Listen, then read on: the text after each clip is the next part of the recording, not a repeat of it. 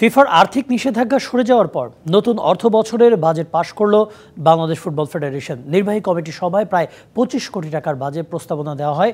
কর্মকর্তারা বলছেন, প্রতিটি খাতে এই বরাদ্দ বেড়েছে, যার সিংহভাগ জুড়ে আছে জাতীয় দল।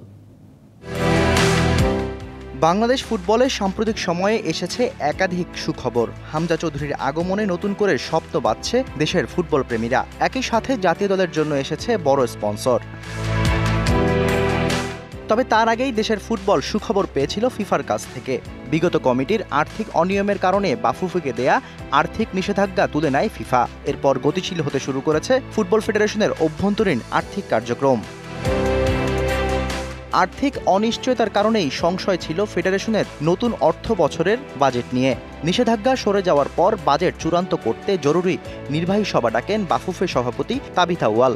সশরীরে এবং অনলাইনে নির্বাহী কমিটির সব কর্মকর্তার উপস্থিতিতে পাশ করা হয় প্রায় ২৫ কোটি টাকার বাজেট। এই জিনিসটা যেহেতু উইথড্র হয়েছে, আমরা এখন নিখুঁতভাবে কাজ করে যাওয়ার জন্য উৎসবে খুশি হবে নগদে বেশি, কারণ ঘন্টায় ঘন্টায় আছে গিফট জেতার সুযোগ।